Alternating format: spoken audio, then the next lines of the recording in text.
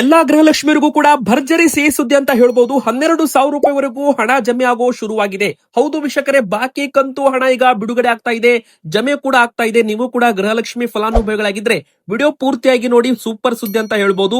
ಇನ್ನೊಂದು ಕಡೆಗೆ ration card ಇದ್ದವರಿಗೂ ಕೂಡ ಒಂದು ಸೂಪರ್ ಸಿಹಿ ಸುದ್ದಿ. ಹೌದು ವೀಕ್ಷಕರೇ, ರಾಜ್ಯ ಸರ್ಕಾರದಿಂದ ಎಲ್ಲಾ ಒಂದು ಪಡಿತರ ಚೀಟಿದಾರರಿಗೆ, ಅನ್ನಭಾಗ್ಯ ಫಲಾನುಭವಿಗಳಿಗೆ ಒಂದು ಸಿಹಿ ಸುದ್ದಿ, ಒಂದು ಹೊಸ ನಿಯಮವೂ ಕೂಡ ಜಾರಿಗೆ ಬರ್ತಾ ಇದೆ. ಹೀಗಾಗಿ ವಿಡಿಯೋ ನೀವು ಪೂರ್ತಿಯಾಗಿ ನೋಡಿ, ವಿಡಿಯೋ ಮಿಸ್ ಮಾಡಲೇಬೇಡಿ. ಮತ್ತೊಂದು ಕಡೆಗೆ ಸೂರ್ಯಗ್ರಹಣ.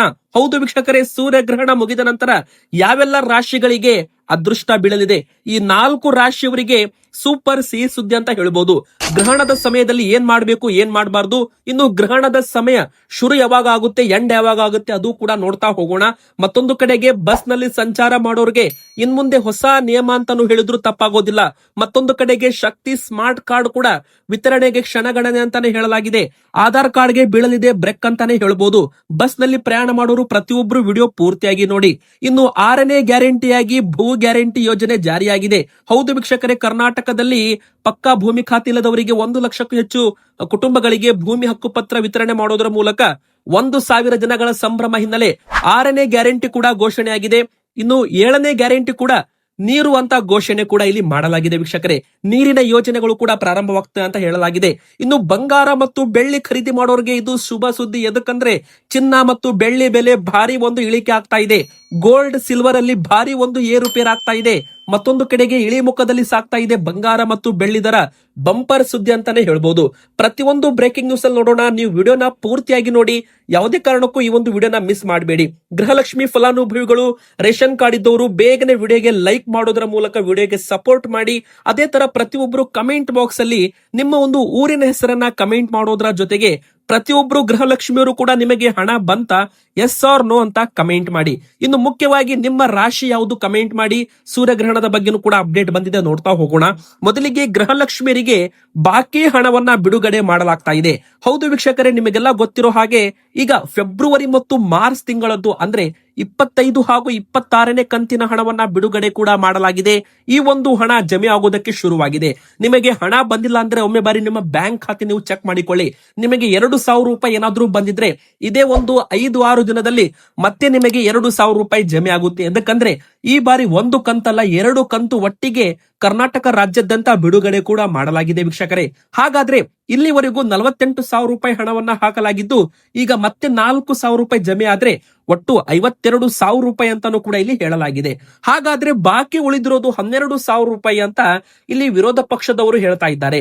ಅಂದ್ರೆ 24 ಕಂತು ಆಗಿತ್ತು. ಟೋಟಲ್ ಆಗಿ ಜನವರಿ ತಿಂಗಳವರೆಗೂ ಲೆಕ್ಕ ಹಿಡಿದ್ರೆ 30 ಕಂತು ಆಗ್ಬೇಕು. ಅಂದ್ರೆ ಈ ಒಂದು ಯೋಜನೆ ಶುರುವಾಗಿ 30 ತಿಂಗಳಾಯ್ತು. 30 ತಿಂಗಳಿಗೆ 30 ಕಂತಂದ್ರೆ 60,000 ರೂಪಾಯಿ ಹಾಕ್ಬೇಕಾಗಿತ್ತು. ಹಾಗಾದ್ರೆ 48,000 ರೂಪಾಯಿ ಜಮೆ ಆಗಿದ್ದು ನಿಮಗೆಲ್ಲ ಗೊತ್ತೇ ಇದೆ. ಈಗ ಮತ್ತೆ 4,000 ರೂಪಾಯಿ ಜಮೆ ಆದ್ರೆ 52,000 ರೂಪಾಯಿ. ಇನ್ನು 8,000 ರೂಪಾಯಿ ಅಂದ್ರೆ ಅಕ್ಟೋಬರ್, ನವೆಂಬರ್, ಡಿಸೆಂಬರ್ ಹಾಗೂ ಈ ವರ್ಷದ ಜನವರಿ ತಿಂಗಳದ್ದು ಟೋಟಲ್ ಆಗಿ 4 ಕಂತು ಇನ್ನೂ ಕೂಡ ಕೊಡೋದು ಬಾಕಿ ಉಳಿಯುತ್ತೆ ಸರ್ಕಾರ ಅಂತ ಹೇಳಲಾಗ್ತಾ ಇದೆ ವೀಕ್ಷಕರೇ. ಹಾಗಾದ್ರೆ ಇನ್ನು 8,000 ರೂಪಾಯಿ ಯಾವಾಗ ಬರುತ್ತೆ ಅಂತ ನೀವು ಕೇಳೋದಾದ್ರೆ ಮುಂದಿನ ಬರೋ ತಿಂಗಳಲ್ಲಿ ಇದರ ಬಗ್ಗೆ ಹೆಚ್ಚು ಒಂದು ಅಪ್ಡೇಟ್ ಬರಬಹುದು. ಸದನದಲ್ಲಿ ಪ್ರಶ್ನೋತ್ತರ ವೇಳೆಯಲ್ಲಿ ಮಹೇಶ್ ತೆಂಗಿನಕಾಯಿ ಅವರಾಗಿರ್ಬೋದು, ಆರ್ ಅಶೋಕ್ ಕುಮಾರ್ ಅವರಾಗಿರ್ಬೋದು, BY ವಿಜೇಂದ್ರ ಸರ್ ಅವರಾಗಿರ್ಬೋದು, ಎಲ್ಲರೂ ಕೂಡ ಈ ಒಂದು ಗೃಹಲಕ್ಷ್ಮಿ ಯೋಜನೆ ಬಗ್ಗೆ ಒಂದು ಕ್ವಶನ್ ಅನ್ನ ಮಾಡ್ತಾ ಇದ್ದಾರೆ. ಹಣ ಯಾವಾಗ ಹಾಕ್ತೀರಾ ಅಂತ ಸರ್ಕಾರಕ್ಕೆ ಪ್ರಶ್ನೆ ಕೂಡ ಮಾಡ್ತಾ ಇದ್ದಾರೆ. ಸೊ ಇದರ ಬಗ್ಗೆ ಏನಾದ್ರೂ ಅಪ್ಡೇಟ್ ಬಂದ್ರೆ ನಾವು ನಿಮಗೆ ಮಾಹಿತಿ ಕೊಡಲಿದ್ದೇವೆ. ಸದ್ಯಕ್ಕೆ ಹೇಳೋದಾದ್ರೆ 4,000 ರೂಪಾಯಿ 25-26ನೇ ಕಂತು ಹಣ ಸರ್ಕಾರದಿಂದ ಬಿಡುಗಡೆ ಆಗಿದ್ದು ಎಲ್ಲಾ ಗೃಹಲಕ್ಷ್ಮಿಯರಿಗೆ ಸಿಹಿ ಸುದ್ದಿ ಅಂತ ಹೇಳ್ತಾ, ಮತ್ತೆ ನಿಮ್ಮ ಅಕೌಂಟ್ಗೂ ಕೂಡ ಹಣ ಬಂದಿದ್ರೆ ಬೇಗನೆ ಎಸ್ ಅಂತ ಕಮೆಂಟ್ ಮಾಡಿ, ಇಲ್ಲ ಅಂದ್ರೆ ನೋ ಅಂತ ಕಮೆಂಟ್ ಮಾಡಿ. ವೀಕ್ಷಕರೇ, ನಿಮ್ಮ ಬ್ಯಾಂಕ್ ಖಾತೆಗೆ ಆಧಾರ್ ಕಾರ್ಡ್ ಲಿಂಕ್ ಇದೆಯೋ ಇಲ್ಲ ಅಂತ ಚೆಕ್ ಮಾಡಿಕೊಳ್ಳಿ. ಎರಡನೇದಾಗಿ ನಿಮ್ಮ BPL ಕಾರ್ಡು ಆಕ್ಟಿವ್ ಆಗಿದೆಯಾ, ನಿಮ್ಮ APL ಕಾರ್ಡು ಆಕ್ಟಿವ್ ಆಗಿದೆಯಾ ಚೆಕ್ ಮಾಡಿಕೊಳ್ಳಿ. ನಿಮ್ಮ ರೇಷನ್ ಕಾರ್ಡ್ ಅಲ್ಲಿ ಯಜಮಾನಿ ಸ್ಥಾನದಲ್ಲಿ ಮಹಿಳೆಯರು ಇರಬೇಕು, ಗೃಹಲಕ್ಷ್ಮಿಯರು ಇರಬೇಕಂತ ಹೇಳಲಾಗಿದೆ.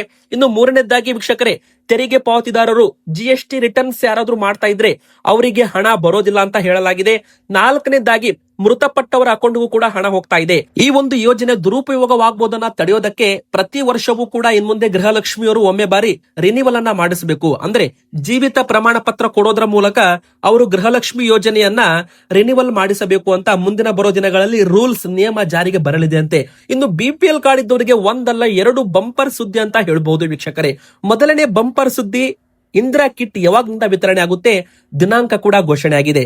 ಹೌದು, ಇದೇ ಒಂದು ಮಾರ್ಚ್ 10ನೇ ತಾರೀಕಿನ ಒಳಗೆ ಇಂದಿರಾ ಕಿಟ್ ವಿತರಣೆ ಆಗಲಿದೆ ಅಂತ ಹೇಳಬಹುದು ವೀಕ್ಷಕರೇ. ಈಗಾಗಲೇ ಆಹಾರ ಸಚಿವರು ಇದರ ಬಗ್ಗೆ ಅಪ್ಡೇಟ್ ಕೂಡ ಕೊಟ್ಟಿದ್ದಾರೆ. ರಾಜ್ಯ ಸರ್ಕಾರದಿಂದ ಮುಖ್ಯಮಂತ್ರಿ ಸಿದ್ದರಾಮಯ್ಯನವರು ಈ ಒಂದು ಯೋಜನೆಗೆ ಚಾಲನೆ ಕೊಡಲಿದ್ದಾರೆ. ಅನ್ನಭಾಗ್ಯ ಯೋಜನೆಯಲ್ಲಿ ಪರಿಷ್ಕರಣೆ ಅಂತ ಹೇಳಬಹುದು. ಇನ್ ಮುಂದೆ ಅಕ್ಕಿ ಮಾತ್ರ ಅಲ್ಲ, ಅಕ್ಕಿ ಜೊತೆಗೆ ನಿಮಗೆ ಪೌಷ್ಟಿಕ ಅನ್ನಭಾಗ್ಯ ಯೋಜನೆ ಅಂದ್ರೆ ಇಂದಿರಾ ಆಹಾರ ಕಿಟ್ ಕೂಡ ಬಿಪಿಎಲ್ ಪಡಿತರ ಚೀಟಿದಾರರಿಗೆ ಸಿಗಲಿದೆ ಅಂತಾನೆ ಹೇಳಬಹುದು ವೀಕ್ಷಕರೇ. ರಾಜ್ಯ ಸರ್ಕಾರದಿಂದ ಕೊಡ್ತಾ ಇರೋ ಅಕ್ಕಿಯನ್ನ ಕಡಿತ ಮಾಡಲಾಗುತ್ತೆ. ಆ ಒಂದು ಅಕ್ಕಿ ಬದಲಾಗಿ ಇಂದಿರಾ ಕಿಟ್ ನಲ್ಲಿ ನಿಮಗೆ ಗೊತ್ತಿರೋ ಹಾಗೆ ಅಡುಗೆ ಎಣ್ಣೆ, ಉಪ್ಪು, ಸಕ್ಕರೆ, ತೊಗರಿಬೇಳೆ ಈ 4 ವಸ್ತುಗಳು ಕೂಡ ಇರಲಿವೆ ಅಂತ ಇಲ್ಲಿ ಘೋಷಣೆ ಮಾಡಲಾಗಿದೆ. ಹಾಗಾದ್ರೆ ಇದನ್ನ ವಿತರಣೆ ಮಾಡೋದು ಇದೇ ಒಂದು ಮಾರ್ಚ್ 10ನೇ ತಾರೀಕಿನ ಒಳಗೆ ಅಂತಾನೂ ಕೂಡ ಹೇಳಲಾಗಿದೆ. ಫೆಬ್ರವರಿ ಕೊನೆ ವಾರ ಅಥವಾ ಮಾರ್ಚ್ ಮೊದಲ ವಾರದಿಂದಲೇ ಇಂದಿರಾ ಕಿಟ್ ವಿತರಣೆ ಶುರುವಾಗಲಿದೆ. ಕರ್ನಾಟಕದಲ್ಲಿ 1,53,00,000 ಫಲಾನುಭವಿಗಳಿಗೆ ಇದರಿಂದ ಪ್ರಯೋಜನವಾಗಲಿದೆ ಅಂತಾನೆ ಹೇಳಬಹುದು. ಇನ್ನು ಎರಡನೇದಾಗಿ ಮುಖ್ಯವಾಗಿ ತುಂಬಾ ಜನರ ಬಿಪಿಎಲ್ ಕಾರ್ಡು ರದ್ದಾಗಿದೆ. ಮತ್ತೊಮ್ಮೆ ಪರಿಷ್ಕರಣೆ ಮಾಡಲು ಸರ್ಕಾರ ಮುಂದಾಗಬಹುದು. ಕುಟುಂಬದಲ್ಲಿ ಮಕ್ಕಳು ಬೇರೆ ಕಡೆ ಕೆಲಸ ಮಾಡಿಕೊಂಡು ಆದಾಯ ತೆರಿಗೆ ಪಾವತಿ ಮಾಡ್ತಾ ಇದ್ರೆ ತಂದೆ ತಾಯಿಗೆ ಬಿಪಿಎಲ್ ಕಾರ್ಡ್ ನೀಡಬಹುದು. ಇದರ ಬಗ್ಗೆ ಸೂಕ್ಷ್ಮವಾಗಿ ಪರಿಶೀಲನೆ ಮಾಡಬೇಕು ಅಂತ ಆಹಾರ ಮತ್ತು ನಾಗರಿಕ ಸರಬರಾಜು ಖಾತೆ ಸಚಿವರು KH ಮುನಿಯಪ್ಪ ಅವರು ಮಾಹಿತಿ ಕೊಟ್ಟಿದ್ದಾರೆ.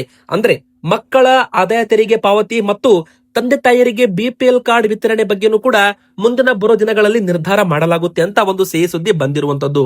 ಈಗ ವೀಕ್ಷಕರೇ, ನಿಮ್ಮ ರಾಶಿ ಯಾವುದು ಅಂತ ನಮಗೆ ಕಮೆಂಟ್ ಮಾಡಿ. ಯಾಕಂದ್ರೆ ನಿಮಗೆಲ್ಲ ಗೊತ್ತಿರೋ ಹಾಗೆ ಸೂರ್ಯಗ್ರಹಣ ಕೂಡ ಈಗ ಪ್ರಾರಂಭವಾಗ್ತಾ ಇದೆ. ಈ ವರ್ಷದ ಮೊದಲ ಸೂರ್ಯಗ್ರಹಣ ಅಂತ ಹೇಳಿದ್ರು ತಪ್ಪಾಗಲ್ಲ. ಸೂರ್ಯಗ್ರಹಣ ಅಂದ್ರೆ ಚಂದ್ರನು ಭೂಮಿ ಮತ್ತು ಸೂರ್ಯನ ನಡುವೆ ಬಂದು ಸೂರ್ಯನ ಬೆಳಕನ್ನ ಭಾಗಶಃ ಅಥವಾ ಸಂಪೂರ್ಣವಾಗಿ ಮುಚ್ಚುವ ಘಟನೆ ಅಂತಾನೂ ಕೂಡ ಇಲ್ಲಿ ಹೇಳಬಹುದು ವೀಕ್ಷಕರೇ. ಹಾಗಾದ್ರೆ ಸೂರ್ಯಗ್ರಹಣದ ಸಮಯದಲ್ಲಿ ಏನ್ ಮಾಡ್ಬೇಕು? ಸೂರ್ಯಗ್ರಹಣದ ಸಮಯದಲ್ಲಿ ತುಂಬಾ ಜನರು ಊಟ ಮಾಡೋದು ಈ ತರ ಮಾಡ್ತಾರೆ. ಈ ತರ ಯಾರು ಊಟ ಮಾಡಬಾರದು ಅಂತ ಹೇಳಲಾಗುತ್ತೆ. ಗ್ರಹಣದ ಸಮಯದಲ್ಲಿ ಶಾಂತವಾಗಿರ್ಬೇಕು, ಜಪ, ದೇವರ ಧ್ಯಾನ, ದೇವರ ನಾಮಸ್ಮರಣೆ ಮಾಡಬೇಕು. ಗ್ರಹಣ ಮುಗಿದ ನಂತರ ಸ್ನಾನ ಮಾಡಿದರೆ ತುಂಬಾನೇ ಒಳ್ಳೆಯದು ಅಂತ ಹೇಳಲಾಗುತ್ತೆ ವೀಕ್ಷಕರೇ. ಹಾಗಾದ್ರೆ ಅದೃಷ್ಟ ರಾಶಿಗಳು ಯಾವುದು ಅಂತ ನೀವು ಕೇಳೋದಾದ್ರೆ ಸಿಂಹ ರಾಶಿ ಹಾಗೂ ಧನು ರಾಶಿ, ವೃಷಭ ರಾಶಿ ಮತ್ತು ಮೇಷ ರಾಶಿ ಅಂತಾನು ಕೂಡ ಹೇಳಲಾಗುತ್ತೆ. ಆತ್ಮವಿಶ್ವಾಸ ಹೆಚ್ಚಾಗುತ್ತೆ. ಹೌದು, ಯಾವ ರಾಶಿಯವರಿಗೆ ಶುಭ ಫಲ, ಯಾವ ರಾಶಿಯವರಿಗೆ ಅಶುಭ ಫಲ, ಅದೇ ತರ ರಾಶಿಯವರಿಗೆ ಮುಟ್ಟಿದ್ದಲ ಚಿನ್ನ ಅಂತ ಹೇಳಲಾಗ್ತಾ ಇದೆ. ಮೊದಲಿಗೆ 17 ಫೆಬ್ರವರಿ ಅಮಾವಾಸ್ಯೆನೂ ಕೂಡ ಇದೆ, ಮಂಗಳವಾರ. ಅದೇ ದಿನ ಸೂರ್ಯಗ್ರಹಣವು ಕೂಡ ಪ್ರಾರಂಭವಾಗ್ತಾ ಇದೆ. ಗ್ರಹಣದ ಆರಂಭದ ಸಮಯ ಮಧ್ಯಾಹ್ನ 3:26ಕ್ಕೆ, ಇನ್ನು ಮುಕ್ತಾಯವಾಗೋದು ಸಂಜೆ 7:57 ಹಾಗಾದ್ರೆ ಒಟ್ಟು ಸುಮಾರು 4 ಗಂಟೆ 30 ನಿಮಿಷಗಳ ಕಾಲ ಈ ಗ್ರಹಣ ಇರಲಿದೆ. ಆದ್ರೆ ಭಾರತದಲ್ಲಿ ಈ ಒಂದು ಗ್ರಹಣ ಗೋಚರಿಸಲ್ಲ. ದಕ್ಷಿಣ ಅಮೆರಿಕ ಭಾಗದಲ್ಲಿ ಈ ಒಂದು ಗ್ರಹಣ ಕಾಣಿಸಲಿದೆ, ಆದ್ರೆ ಭಾರತದಲ್ಲಿ ಕಾಣಿಸಲ್ಲ ಅಂತಾನು ಕೂಡ ಇಲ್ಲಿ ಹೇಳಲಾಗಿದೆ ವೀಕ್ಷಕರೇ. ಮೇಷರಾಶಿಯವರಿಗೆ ತುಂಬಾನೇ ಒಳ್ಳೆಯದಾಗಲಿದೆ ಅಂತ ಹೇಳಲಾಗಿದೆ. ಹೌದು, ಮೇಷರಾಶಿಯವರು ಏನಾದ್ರೂ ಹೊಸ ಬಿಸ್ನೆಸ್ ವ್ಯವಹಾರ ಮಾಡ್ತಾ ಇದ್ರೆ ಅವರಿಗೆ ತುಂಬಾನೇ ಲಾಭದಾಯಕ ಆಗಲಿದೆ ಅಂತ ಹೇಳಲಾಗಿದೆ. ಇನ್ನು ಮುಖ್ಯವಾಗಿ ಸಿಂಹ ರಾಶಿಯವರಿಗೂ ಕೂಡ ಈಗಿನ ಒಂದು ಸೂರ್ಯಗ್ರಹಣ ಮುಟ್ಟಿದ್ದೆಲ್ಲ ಚಿನ್ನದ ರೀತಿಯಲ್ಲಿ ಕೆಲಸ ಮಾಡಬಹುದು. ಅದೃಷ್ಟ ರಾಶಿ ಸಿಂಹ ರಾಶಿ. ಆತ್ಮವಿಶ್ವಾಸ ಹೆಚ್ಚಾಗುತ್ತೆ, ಹೊಸ ಅವಕಾಶಗಳು ಸಿಗಲಿದೆ, ಹೆಸರು ಪ್ರತಿಷ್ಠೆ ಕೂಡ ಜಾಸ್ತಿ ಆಗುತ್ತೆ ಅಂತ ಹೇಳಬಹುದು. ಇನ್ನು ಧನು ರಾಶಿಯವರಿಗೂ ಕೂಡ ಹಣಕಾಸು ಮತ್ತು ಉದ್ಯೋಗದಲ್ಲಿ ಸುಧಾರಣೆ ಆಗಲಿದೆ. ಹೊಸ ಯೋಜನೆ ಶುರು ಮಾಡಲು ಒಳ್ಳೆ ಸಮಯ ಅಂತಾನೂ ಕೂಡ ಹೇಳಬಹುದು. ಇನ್ನು ವೃಷಭ ರಾಶಿಯವರಿಗೂ ಕೂಡ ಸ್ಥಿರ ಆದಾಯ ಮತ್ತು ಕುಟುಂಬದ ಬೆಂಬಲ ಕೂಡ ಸಿಗಲಿದೆ. ಹೂಡಿಕೆಗೆ ಉತ್ತಮ ಸೂಚನೆ ಅಂತ ಹೇಳಬಹುದು. ವೀಕ್ಷಕರೇ, ನಿಮ್ಮ ರಾಶಿ ಯಾವುದು ಅಂತ ಬೇಗನೆ ಕಮೆಂಟ್ ಮಾಡಿ. ಮತ್ತೆ ಬಂಗಾರ ಮತ್ತು ಬೆಳ್ಳಿ ದರವು ಕೂಡ ಇಳಿಮುಖದಲ್ಲಿ ಸಾಗ್ತಾ ಇದ್ದದ್ದು ಬಂಪರ್ ಸಿಹಿ ಸುದ್ದಿ ಅಂತ ಹೇಳ್ಬಹುದು ವೀಕ್ಷಕರೇ. ಮತ್ತೆ 1,300 ರೂಪಾಯಿ 24 ಕ್ಯಾರೆಟ್ ಚಿನ್ನ ಇಳಿಕೆ ಆಗಿದೆ. ಅದೇ ತರ 10 ಗ್ರಾಂ ಮೇಲೆ ಇನ್ನೊಂದು ಕಡೆಗೆ 22 ಕ್ಯಾರೆಟ್ ಚಿನ್ನವು ಕೂಡ 1,200 ರೂಪಾಯಿ ಮತ್ತೆ ಇಳಿಕೆ ಆಗಿದೆ.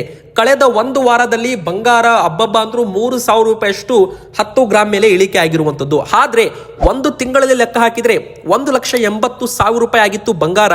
ಆದ್ರೆ ಈಗ 10 ಗ್ರಾಂಗೆ 1,56,700 ರೂಪಾಯಿ ಆಗಿದೆ. ಬೆಳ್ಳಿ ಕೂಡ 4,20,000 ರೂಪಾಯಿ ತನ ಹೋಗಿತ್ತು. ಆದ್ರೆ ಇಳಿಕೆ ಆಗ್ತಾ ಆಗ್ತಾ ಈಗ 2,68,000 ರೂಪಾಯಿ. ಹೌದು, 1 ಕೆಜಿ ಬೆಳ್ಳಿ ದರವು ಕೂಡ ಈಗ 4 ಲಕ್ಷ ರೂಪಾಯಿ ಅಲ್ಲ, 2,68,000 ರೂಪಾಯಿ ಆಗಿದೆ. ಬೆಳ್ಳಿ ದರ ಪಾತಾಳಕ್ಕೆ ಕುಸಿದಿದೆ ಅಂತ ಹೇಳ್ಬೋದು 1 ಕೆಜಿಗೆ. ಮತ್ತೆ 8,000 ರೂಪಾಯಿ ಕುಸಿಯೋದ್ರ ಮೂಲಕ ಬೆಳ್ಳಿ ದರ ಈಗ 2,68,000 ರೂಪಾಯಿಗೆ ಬಂದು ನಿಂತಿದೆ. ಅದೇ ತರ ಬಂಗಾರವು ಕೂಡ ಮುಂದಿನ ಬರೋ ದಿನಗಳಲ್ಲಿ ಅಮೆರಿಕಾದ FED ರೇಟ್ಸ್ಗಳು ಆಗಿರ್ಬೋದು, ಇನ್ಫ್ಲೇಷನ್ ಮೇಲೆ ಆಗಿರ್ಬೋದು, ಇನ್ನು ಹೂಡಿಕೆ ಪ್ರಾಫಿಟ್ ಬುಕ್ಕಿಂಗ್ ಏನಾದ್ರೂ ಜಾಸ್ತಿ ಆದ್ರೆ ಮತ್ತೆ ಬಂಗಾರ ಮತ್ತು ಬೆಳ್ಳಿ ದರದಲ್ಲಿ ಏರುಪೇರು ಕಾಣಬಹುದು. ಮಾಡಬಹುದು ವೀಕ್ಷಕರೇ.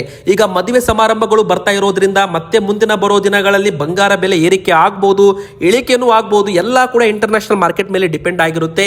ನಿಮ್ಮ ಪ್ರಕಾರ 10 ಗ್ರಾಮ್ ಚಿನ್ನದ ಬೆಲೆ ಎಷ್ಟಾಗಬೇಕು ಅಂತ ಕಮೆಂಟ್ ಮಾಡಿ. ಇವತ್ತಿನ ಬೆಲೆ ಬಂದು 10 ಗ್ರಾಮ್ 24 ಕ್ಯಾರೆಟ್ ಚಿನ್ನ 1,56,700 ರೂಪಾಯಿ ಪ್ಲಸ್ GST ಅಂತ ಹೇಳಲಾಗಿದೆ. ಇನ್ನು ಬಸ್ ನಲ್ಲಿ ಪ್ರಯಾಣ ಮಾಡೋರಿಗೂ ಪ್ರತಿಯೊಬ್ಬರಿಗೂ ಕೂಡ ಒಂದು ಇಂಪಾರ್ಟೆಂಟ್ ಮಾಹಿತಿ ಅಂತ ಹೇಳ್ಬಹುದು. ಇದು ಪುರುಷರಿಗೂ ಕೂಡ ಅನ್ವಯವಾಗುತ್ತೆ. ಮಹಿಳೆಯರಿಗೆ ಸ್ಮಾರ್ಟ್ ಕಾರ್ಡ್ ವಿತರಣೆ ಬಗ್ಗೆನೂ ಕೂಡ ಅಪ್ಡೇಟ್ ಬಂದಿದೆ. ಮೊದಲಿಗೆ ಬಸ್ ನಲ್ಲಿ ಇನ್ ಮುಂದೆ ಲಗೇಜ್ ಸಾಗಿಸುವಾಗ ನೀವೇನಾದ್ರೂ ಬೇಕಾಬಿಟ್ಟು ಲಗೇಜ್ ತಗೊಂಡೋದ್ರೆ ಇನ್ ಮುಂದೆ ಚಾರ್ಜಸ್ ಅನ್ನ ಕೊಡಬೇಕು. ಮೊದಲಿಗೆ ಹೇಳೋದಾದ್ರೆ ಈ ಒಂದು ಚಾರ್ಜಸ್ ಕೂಡ 15% ಏರಿಕೆ ಮಾಡಲಾಗಿದೆ. ಹೌದು, ಲಗೇಜ್ ತಗೊಂಡು ಹೋಗೋರು ಮೊದಲಿಗೆ 30 kg ಅಷ್ಟು ಉಚಿತವಾಗಿರುತ್ತೆ. 30 kg ವರೆಗೂ ಲಗೇಜ್ ತಗೊಂಡು ಹೋದ್ರೆ ಯಾವುದೇ ರೀತಿ ನಿಮಗೆ ಶುಲ್ಕ ಇರೋದಿಲ್ಲ. ಆದ್ರೆ 30 kg ಮೇಲೆ ನೀವೇನಾದ್ರೂ ಲಗೇಜ್ ತಗೊಂಡು ಹೋಗ್ತೀರಾ ಅಂದ್ರೆ ಅದಕ್ಕೆ ನೀವು ಎಕ್ಸ್ಟ್ರಾ ಹಣ ಕೊಡಬೇಕು. ಆ ಒಂದು ಎಕ್ಸ್ಟ್ರಾ ಹಣ ಇರುತ್ತಲ್ಲ 15% ಏರಿಕೆ ಮಾಡಲಾಗಿದೆ. ಅಂದ್ರೆ KSRTC ಬಸ್ಗಳಲ್ಲಿ ಸಾಗಿಸೋ ಲಗೇಜ್ ರೇಟ್ ಗಳನ್ನ 15% ಜಾಸ್ತಿ ಮಾಡಲಾಗಿದೆ ಅಂತ ಹೇಳಲಾಗಿದ್ದು, ಸೋಮವಾರದಿಂದ ಇದು ಜಾರಿಗೆ ಕೂಡ ಬರ್ತಾ ಇದೆ. 30 kg ವರೆಗೂ ಅಧಿಕ ಭಾರದ ಲಗೇಜ್ಗೆ ದರ ಅನ್ವಯಿಸುತ್ತೆ. ಅದಕ್ಕಿಂತ ಕಮ್ಮಿ ಇದ್ರೆ ಓಕೆ ಅಂತ ಹೇಳಲಾಗಿದೆ. 30 kg ಒಳಗಿರಬೇಕು ತೂಕ. ಇನ್ನೊಂದು ಕಡೆಗೆ ಶಕ್ತಿ ಸ್ಮಾರ್ಟ್ ಕಾರ್ಡ್ ವಿತರಣೆ ಕೂಡ ಮುಂದಿನ ವಾರ ಅಥವಾ 15 ದಿನದ ಒಳಗಡೆ ಶೀಘ್ರದಲ್ಲಿ ಸ್ಮಾರ್ಟ್ ಕಾರ್ಡ್ ವಿತರಣೆ ಶುರುವಾಗಲಿದೆ. ಸ್ಮಾರ್ಟ್ ಕಾರ್ಡ್ ಪ್ರಾರಂಭವಾದ ನಂತರ, ವಿತರಣೆ ಆದ ನಂತರ ಆಧಾರ್ ಕಾರ್ಡ್ಗೆ ಬ್ರೇಕ್ ಬೀಳುತ್ತೆ. ಆಧಾರ್ ಕಾರ್ಡ್ ತೋರಿಸಿ ಉಚಿತವಾಗಿ ಮಹಿಳೆಯರು ಬಸ್ನಲ್ಲಿ ಪ್ರಯಾಣ ಮಾಡುವಾಗಿಲ್ಲ. ಸ್ಮಾರ್ಟ್ ಕಾರ್ಡ್ ಕಡ್ಡಾಯವಾಗಿ ತಗೊಂಡು ಹೋಗ್ಬೇಕು. ಅವಾಗ ಮಾತ್ರ ಫ್ರೀ ಟಿಕೆಟ್ ಸಿಗುತ್ತೆ. ಇಲ್ವಾದಲ್ಲಿ ದುಡ್ಡು ಕಟ್ಟೆ ನೀವು ಹೋಗ್ಬೇಕಾಗುತ್ತೆ.